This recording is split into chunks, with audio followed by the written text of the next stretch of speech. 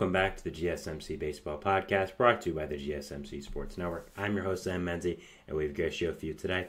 First topic we'll be going over is recapping the home run derby from last night, giving exciting moments and just what happened overall and giving my thoughts on it.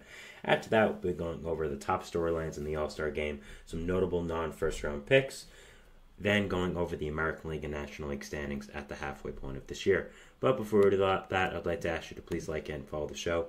We do get a number of questions from viewers to ensure that your question does get read in the air. Please use the link, GSMCpodcast.net. It really does help the show, and it really does mean a lot, so thank you so much for that. And let's get back into the show for today. All right, so first topic, of course, is going to be talking about the home run derby and just recapping that. Obviously, as you can see on the screen, and if you're watching this, I'm sure you watched it, the winner was Teoscar Hernandez from the Los Angeles Dodgers. Now, I did end up predicting the home run derby last night, giving my personal predictions, and I was completely wrong. The two guys I thought would meet in the finals, Adolis Garcia and Pete Alonso, both were eliminated in the first round, so that was really nice to be able to get that completely wrong. But yeah, there were a lot of surprises last night, and I do just want to go over them and just give my general thoughts on it. So yeah, let's get into it. So first one we have is we're going to talk about the who went on to round two. So round one, of course, you had Alec Boehm, Bobby Witt Jr., Adolis Garcia, Teoscar Hernandez, Pete Alonso, Jose Ramirez, Marcell Ozuna, and Gunnar Henderson competing. And Boehm, Witt, Hernandez, and Ramirez all went on to the second round. Now, I only did end up getting one of those right, as I predicted Jose Ramirez to go to the second round. After that, I predicted Adolis, Pete Alonso, and Gunnar to all go to the second round.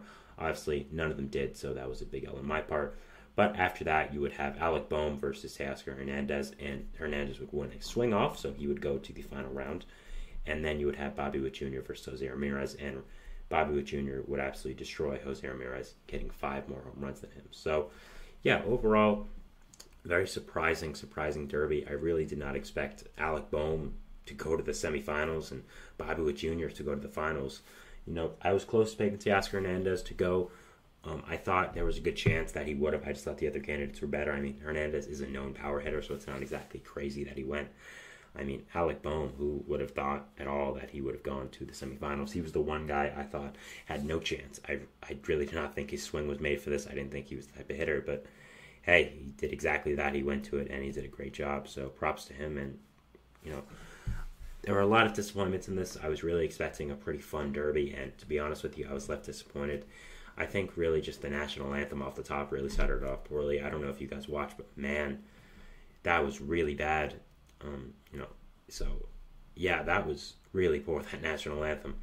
Obviously, she announced today that she was actually not fully there during it, if you know what I mean, and she's going to rehab. So obviously, hope the best for her. But man, that was an interesting way to start off the night, getting that national anthem being sung. So. Yeah, but I was really expecting mainly 3 guys to really do well, and they didn't. First off, Pete Alonso. I mean, he has won the home run derby twice now. Hasn't won it since 2021, so maybe his glory days are over, quote unquote. But you know, had his old pitching coach back in Dave Joust, who threw to him back in 2021 when he did end up winning in Colorado. So I thought, like a lot of people, that he would end up going really far in this derby, but no, he would be really disappointing. Only hitting 12 home runs in the first round, only the second lowest among them all. Now, Dave Joust wasn't exactly the greatest throwing to him, but at the same time, Pete Alonso won in 2019 when his cousin was throwing to him, and man, as a Mets fan who watched that live and was rooting for Pete, his cousin did absolutely horrible. I still remember that, so I don't really think it's an excuse at this point. Alonso's had a pretty down season as well with the Mets, so just has not gone right for him. I don't really think he should have made the All-Star game either. I think there were probably four or five more deserving candidates. I mean, Brandon Nimmo, Pete Alonso, his own team. Brandon Nimmo, Francisco Lindor were more deserving than him and his own teammates. Brenton Doyle of the Rockies, I think, should have went. And also Christian Walker of the Arizona Diamondbacks was also much more deserving as a first base option, in my opinion. But, you know, they obviously wanted him in the home run derby, and it did not work out well for them. So good for Pete. At least he gets a free trip to the All-Star game. But, yeah, that was really disappointing there. After that, Gunnar Henderson. Man, I really thought Gunnar Henderson would go far. I thought his swing was perfect for this derby, that tight, compact lefty swing with all the just natural power he has through his motion. I really thought he would be the perfect choice to be in this to go far in this home run derby, his first one of many, I would assume. And man, he really did not end up doing well in this. That was unfortunate. Again, I was very disappointed there. And then also Adolis Garcia. Again, I thought his batting stance is perfect for the home run derby. He went far last year, making it to the finals, of course. And I thought with everything going on, he hired a known home run derby coach, a guy who's thrown to Julio Rodriguez in the past, who obviously made it far a few years ago. So that was nice, but obviously didn't work out. And also, again, him with that home run derby pitcher, with him being at home, having experience in the All-Star game, having just such natural power. I mean, just look at his thighs, man. They're great. Look at his arms and thighs. Like, man, he's naturally strong. I really thought that he would be a perfect home run derby contestant, but he did not go far. So those are three really big disappointments. I really thought that it'd be much more enjoyable, but once those guys were out, I kind of lost a little bit of interest. But Alec Bohm, I really thought had no chance to go far. In the comments, Buffer, I believe your name is pronounced. If not, I apologize. He said, "Derby put me to sleep. Did it really have to take 3 hours?" That's another thing as well. I agree with that. It was kind of long. I didn't really realize it when I was watching, but I checked the clock after it was done. I was like, man, that was really long. So I agree with you. I think the home run derby's fun, but I just don't think it should be as long as it needs to be. And national anthem was my derby highlight. Yeah, hopefully she gets better. That's all I'm gonna say. But man, that national anthem was not great. Definitely was it was something, I'll say that. So, at least she owned up to it, and she's going to get better. But, yeah, overall, I think it was a disappointing derby. I think that the 10-out format, honestly, is pretty great. I think that's where we should go back to. I know a lot of people are talking about it, but I do think that the 10-out format of the home run derby made it a lot better, made it a lot more exciting. Hitters could relax when swinging. They don't have to just go swinging. They don't have to worry about the time. They can relax after each swing, get themselves going, and I feel like their power is more effectively put on display. So I think that would have been a good decision as well to maybe put that there. But overall, still a lot of good contestants, but really did not live up to my expectations. So Bohm versus Hernandez, that was honestly pretty exciting. Going to a swing off, of course, Teoscar didn't end up winning.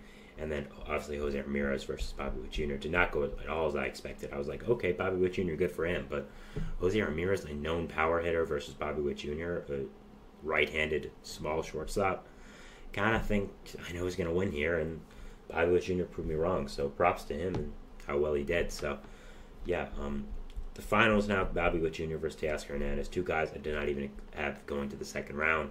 That was crazy. But props to Teoscar Hernandez for winning. He did a really good job in it. Showed off his power, and man, what a turnaround these past 2 months have been. Got traded by the Blue Jays, got to the Mariners, did awful with the Mariners, did not even get a qualifying offer from them, signed a 1-year deal with the Dodgers, and man, as I said yesterday as well on the show, he's become such an important part of this lineup.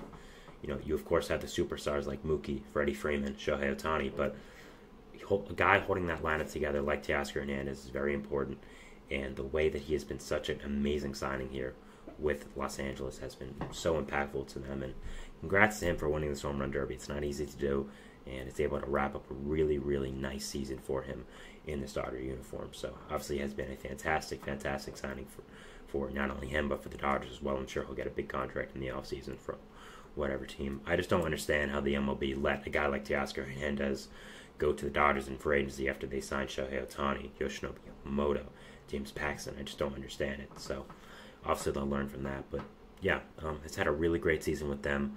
I think really deserves this kind of recognition. Has done a fantastic job, and again, props to him and props for the season he's been able to put together with this Dodger team. It's been very cool to watch, and it's very, very nice to see that his career's kind of gone back on track from the way that we thought it would be. So yeah, overall, Tyler Glasnow as well. Yes, thank you. That was another big addition, of course. Not a free agent signing, of course, with a trade, but still obviously a big addition for them. But going for next year, I would like to see some other candidates. I think Ohtani, of course, you want to see Ohtani. Ohtani did say on the broadcast that he is willing to do it. He just didn't do it this year because after the rehab. So I think Ohtani going back into the home run derby next year would be fantastic. I want to see Gunnar Henderson in it again. I think he's going to do a fantastic job when he has more experience. I also think maybe going last kind of cooled him off after warming up. I think that maybe could have been a possibility as well. We'll have to see, but I think him and Ohtani should be really good. Of course, you want to see Judge do it, but Judge has said multiple times that he's not doing it until he returns to New York, which is fair, I guess. But as a New Yorker as well, I'm hoping that it does return to New York. That would be really cool. Please make that happen. But it's in Atlanta next year, so maybe we'll have one of their stars do it. I would assume, I would assume Acuna can't do it because he's going to be coming off of that ACL rehab. Marcell Ozuna did it this year, and I don't assume he'll have as good of a season as he's had this year, next year. So I don't think he'll do it. I think Matt Olson would be a really cool pick. Austin Riley as well. I think those two guys, huge power hitters, really nice swings for that ballpark. I think both would be really nice picks as well. So that would be interesting picks for who I'd like to see next year. But yeah, that was just me going over my home run derby recap for this year. Congrats to Oscar Hernandez of the Los Angeles Dodgers. I'm sure he'll get a big payday in the offseason as well. Going to our second segment here now, which is going to be talking about some All-Star Game storylines to watch for tonight's game. So yeah, we'll be going over that, and we'll see you after the break. So thanks, and bye. There we go. I feel like I'm losing my mind. 'Cause everybody in the world